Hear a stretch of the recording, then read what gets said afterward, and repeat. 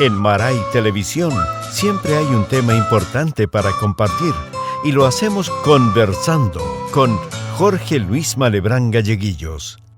Hoy hablaremos sobre el proyecto Rebaja de Jornada Laboral junto al presidente provincial de la CUT, Emilio Díaz Aguilera. ¿Qué tal? ¿Cómo les va? Gusto de saludarles. Bienvenidos a una nueva versión de Conversando a través de Maray Televisión.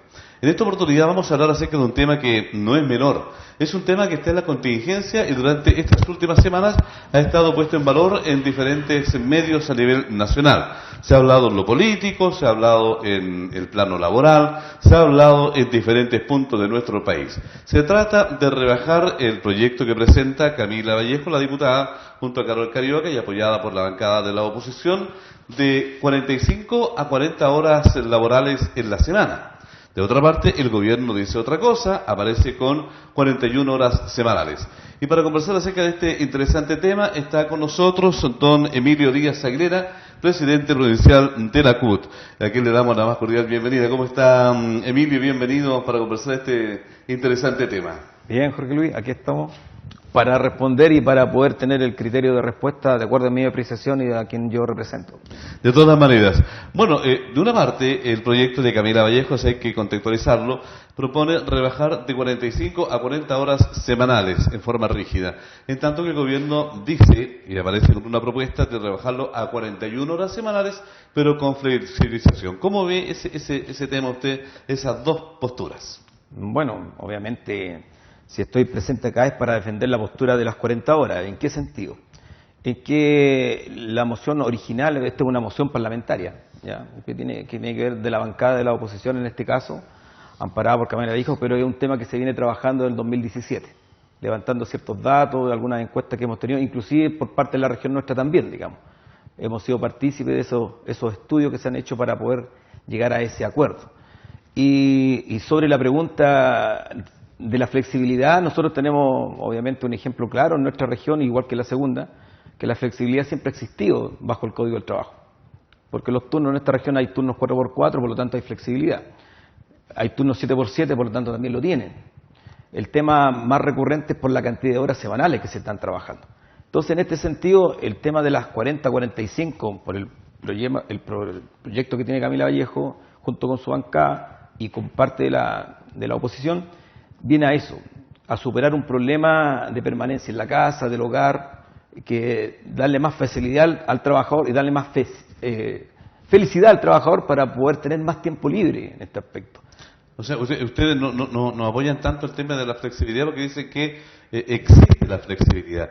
Y el otro, el proyecto de Vallejo es más rígido, o sea, dice ya, si se baja de 45 a 40 horas semanales. Y el otro, que hay un dejo ahí, no, ¿qué es lo que le hace más ruido a ustedes? Sí, que la flexibilidad se entiende como algo que puede, como no puede hacer. Entonces la voluntad de poder negociar esa flexibilidad es mano a mano. Lo que no consideramos nosotros prudente, que endosemos la responsabilidad al trabajador único de poder negociar con su empleador una flexibilidad laboral. Porque no se va a dar ese caso.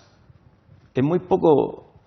Hay antecedentes que dicen que el 63% de los trabajadores que trabajan en empresas no tienen conocimiento con respecto a la rentabilidad del trabajo. O sea, no tienen conocimiento de cuánto gana la empresa, de cuántos son sus balances. Ellos hacen su pega. Menos pueden tener opción de conocer su propia rentabilidad para poder negociar el uno a uno. Por eso nosotros defendemos el grupo, defendemos el sindicato para poder negociar estas acciones que tienen los trabajadores y quedan regladas de esa manera. Por eso son las negociaciones regladas con el empleador, donde tienen más fuerza los trabajadores en grupo que individual. Ahora bien, se habla también del tema de la colación, que se va a rebajar, si era una hora a 45 minutos, la hora de descanso también se va a rebajar. ¿Qué pasa con ello? Sí, lo que pasa es que si nosotros sacamos la cuenta que hoy día, porque el proyecto del gobierno es flexibilidad gradual, no es que vamos a llegar a las 41 horas. A lo mejor al 2027, de acuerdo a la gradualidad, pueden llegar a las 41 la hora flexible. Entonces, la pregunta mía es la siguiente. Si yo flexibilizo y trabajo un turno de 4x3, O sea, trabajo de lunes a jueves y descanso el viernes, el sábado y el domingo, por lo que dice el ministro Monker, darle más facilidad a la familia, tener otros aspectos. Si yo divido esas 45 horas en los 4 días, me va a dar casi las 12 horas. Entonces no me daría, tengo que rebajar colación para poder tener 12 horas y media de permanencia en el lugar de trabajo para volver a mi casa, en la cual en la gran capital, como promedio, de acuerdo al barómetro del trabajador o el barómetro laboral que nosotros tenemos en nuestra mano, es 2,15 aproximadamente, 2 horas y cuarto el tiempo que se demora el promedio del trabajador en la capital para ir y volver a su trabajo. Entonces, imagínense, sumamos 12 horas más las 2 horas de traslado, en 4 días estaríamos trabajando una jornada de 14 horas y media. O sea, eso es inhumano, no creo que sea factible eso. Bueno, respecto de la gradualidad, el proyecto de Camila Vallejo dice que es en forma inmediata, o sea, acá no hay gradualidad, excepto una gradualidad para las pymes, que sería de 3 años más o menos para que se fueran acomodando. Pero el proyecto que presenta el gobierno dice que sería con gradualidad hasta el año 2027. Correcto. ¿Cómo ve ese escenario usted en la práctica? Porque de igual forma el proyecto de Vallejo da gradualidad, pero para las pymes particularmente. Sí. Mira, hay un tema muy importante porque hay un sondeo laboral que dice que las grandes empresas se ven afectadas, de acuerdo a ellos, en un 28%. O sea, ellos dicen que su productividad, su rentabilidad se ve afectada en un 28%, la empresa que dice que se van a ser afectadas. Un 32% de las medianas empresas dicen que van a ser afectadas, el 32%. Y el 47% de las empresas pequeñas dicen que van a ser afectadas. O sea, esto es proporcional, digamos, en ese sentido. Por eso es importante también la gradualidad para los pymes, para las pequeñas, y no llegar de sopetón, digamos, a las 40 horas, sino en forma gradual en 3 años, para poder acomodarnos. El caso de las grandes empresas es lo contrario. Porque si alguien dice que vamos a tener precarización o vamos a tener menos empleo, yo diría lo contrario. ¿En qué sentido? Que si nosotros rebajamos de 9 horas a 8 horas, las diarias, cada 8 trabajadores va a haber un puesto más de trabajo. Esa es la fórmula, mirando el vaso medio lleno. Si una empresa está acostumbrada a trabajar con un trabajador 45 y va a tener que trabajar con 40, va a tener que buscar el acomodo de las 5 horas que faltan, como inversión, con inversión del capital humano. Las 41 del gobierno dice que cada 11 trabajadores le van a dar la facilidad al que viene. Nosotros decimos cada 8. Entonces el juego no es tan dificultoso, digamos, entender esa figura. Entonces, ¿cuál es el problema que creo yo que es fundamental en esto? La clave está en que el empresario no quiere reajustar el sueldo en un 11%. Lo quiere reajustar en un 8% que dice el gobierno en forma gradual. Ese es el tema fundamental para mí. Porque si yo trabajo una cantidad de horas, que son 45 a la semana, y gano una cantidad de plata, dividido por 45 me da 1 hora de valor. Pero si ese mismo valor lo divido en 40, me va a dar 1 hora superior. Y la diferencia va a ser mejorada en el sueldo del trabajador. Ahí está el inconveniente. Porque en forma directa, el proyecto de Camila Vallejo y la bancada de oposición dice que se van a reajustar los sueldos en forma directa en un 11%. Ahora, Emilio, me gustaría ir un poquito más al meollo del asunto, porque entrada ya en esta conversación queremos conocer un poco acerca del impacto que podría producir, porque el gobierno señala que bajaría la cantidad de empleos y también bajaría el tema de las remuneraciones, a lo que algunos sectores han señalado que esto es como una verdadera campaña del terror. ¿Qué hay de ello? No creo que sea tan así, porque ya hay experiencia dentro de las 2 décadas anteriores, o sea, con el gobierno del presidente Lagos se rebajó de 48 a 45 y nadie se murió, ya y fueron 3 años. Ya acá es solamente 1 año más para el gobierno, que son las 41, y son 2 años más para este proyecto, que son las 40 horas. Ahora, ¿de qué manera afectaría esto? Es un tema que lo tiene que sopesar este poder empresarial. ¿Por qué? Porque ellos tienen que sopesar en esta situación el tema de la productividad. Si yo veo que un trabajador me rinde más estando contento, con menos horas de trabajo, o me rinde mucho más estando con más permanencia en el trabajo y estar como un ogro haciendo la pega rapidito, porque tengo que terminar y tengo que irme. Entonces, el tema del impacto que sería no es tan así. No es tan así que van a caer los desempleos.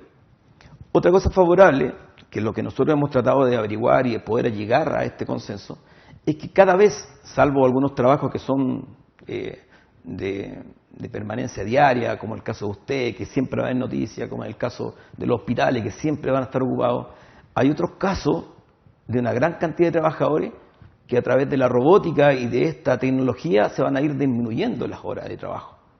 Entonces, para mí es mucho más fácil que un trabajador de una caja automática o de un centro de cobro se llegue a compensar a las 8 horas para poder llegar a negociar que negociar a las 12 horas, si nosotros hacemos flexibilidad. Entonces, para poder entender este ejemplo que estoy dando, si yo tengo hoy día en Sodimac, en el ICI, en el Líder o cualquier elemento del retail, tengo 20 cajas en exposición y tengo ocupadas solamente 5 con gente y otras 5 lo tengo con forma automática, tengo que poner en marcha esa máquina. Y si me demoro 2 horas y media o 3 horas en la mañana y 3 horas en la tarde son 6 horas. Para llegar a 8 horas me faltan 2 horas nomás. Pero para llegar a 12 es más fácil que yo contrate a una persona peak time o part time por 30 horas a la semana. Porque se me acomoda más eso para el empresariado. Pero para la persona común y silvestre, trabajar por 30 horas proporcional al sueldo mínimo es inhumano, sobre todo en esta región. Y hoy día tenemos la gran mayoría de mujeres que trabajan en retail, trabajan por 300.000 pesos a 30 horas semanales. ¿En qué estado va el proyecto ya? Porque Camila Vallejo estábamos averiguando que se presente rápido esto, que se apruebe rápido también. ¿En qué está la situación? ¿Cómo cree usted que le va a ir en la Cámara, siendo de mayoría de oposición? ¿Se irán a cuadrar todos realmente con este proyecto o habrá alguna disidencia en ese sentido y otros irán a cargarse por el lado del proyecto del gobierno? Sí, hay que acordarse que cuando se tuvo la idea de legislar sobre el proyecto de las 40 horas, no solamente la oposición estuvo de acuerdo, hubo parte también de gobierno, digamos, de legisladores de gobierno que estuvieron de acuerdo con las 40 horas. Que ahora se frenaron un poco porque le pusieron la máquina, dijeron, ojo, tengan cuidado porque este tema está tomando fuerza, y por eso el lunes, el 2 de septiembre, creo, ¿cierto?, se va a ver una ampliación de la comisión, digamos, en la Cámara Baja, y se va a votar en la Cámara Baja, en la Comisión de Trabajo. Y estamos muy optimistas, esto va a pasar esta valla. Ahora, hay una valla que es súper poderosa, que es la valla del Tribunal Constitucional, que es ahí donde podemos tener inconvenientes porque el gobierno afirma que esto es anticonstitucional. Justamente eso le quería preguntar. ¿Esto es constitucional o no es constitucional? Desde el punto de vista de ustedes. No es anticonstitucional. Y solamente darle el ejemplo. Porque acá estamos hablando de reducción de horas de trabajo. Entonces el Estado, a través del gobierno, está preocupado en la rentabilidad de los empresarios, pero el Estado tiene que preocuparse como Estado, del Estado nomás. No se preocupe del empresariado. El empresariado verá cómo resuelve este tema. Porque esto no es una moción que genera más plata de gasto fiscal. Es una moción que genera la rentabilidad y un reajuste favorable para el trabajador. Y que no va por cuenta del Estado. A lo mejor afectaría sus propias políticas. Ese es un riesgo que tiene que correr.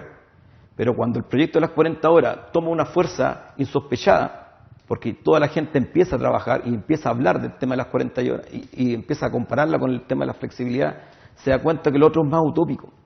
Entonces, cuando cobra importancia, hoy día ya le están quitando el tema del peso que significa las 40 horas, estamos hablando de pensiones. Pero es porque tomó fuerza el tema de las 40 horas. Pero no hay que dejarla de lado. Las pensiones son importantes y la jornada laboral también es importante. Ahora, hay críticas de lado y lado, críticas por parte del gobierno hacia la oposición y de la oposición al gobierno. Esto siempre ha sido igual, ¿no? Siempre, cuando hay una situación de esta naturaleza, siempre ha pasado este tipo de casos. ¿Cómo lo toman ustedes esto? ¿Es sano para la convivencia? ¿Es sano para la democracia el que no haya acuerdo por un lado, no haya acuerdo por otro lado, de repente que hayan algunas críticas de ambos sectores? Yo pienso que es sano. Es muy sano porque voy a poner un siguiente ejemplo. Si el gobierno pone en su agenda, digamos, el tema de la flexibilidad laboral con las 45 horas y no existiese el proyecto de las 48 horas, de las 40 horas semanales, iría por un solo carril. Sería un proyecto monopólico. Por lo tanto, no habría una oposición. Entonces, hoy día, tanto el proyecto del gobierno como el proyecto de la oposición van a ir avanzando en mejorar las condiciones del trabajador. Sea cual sea el resultado, va a ser mejor de cómo inició, porque va a haber una contraparte y va a haber una discusión. Por lo tanto, la discusión semántica de este tema es súper atractiva, porque si fuera un solo carril, iríamos por un solo lado, pero como hay dos, hay que ir mejorando cada uno de los dos. Entonces, ¿quién ofrece mejor garantía para el trabajador? ¿O el gobierno o la moción parlamentaria?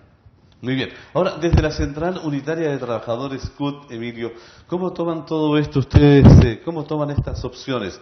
Las han manejado, me imagino, las han conversado, ya han tenido varias reuniones al respecto. ¿Cómo lo toman en el global? Lo tomamos con mucho tecnicismo. ¿Por qué? Porque cada vez que pasa algo, tenemos que tener evidencia, y nosotros lo tenemos claro con el tema de Atacama. O sea, nosotros somos una región que en menos de 4 años hemos tenido 4 leyes directamente relacionadas con la región. ¿Ya? Una de las últimas leyes fue el tema del trato de Atacama, que impulsaron los trabajadores del sector público, donde querían aplicar y quieren aplicar política de desarrollo, digamos, regional para el mejor desarrollo de toda la gente, y no solamente los funcionarios públicos. Pero cuando nos vimos en el Congreso entrampados en esta mejora de este proyecto de ley, nos pedían elementos técnicos, nos pedían información, nos pedían tener base para poder discutir. ¿Por qué el costo de la vida en Atacama es más caro que en La Serena? ¿Qué argumentos técnicos nosotros tenemos para decir lo que estamos diciendo si no tenemos un estudio de costo de vida?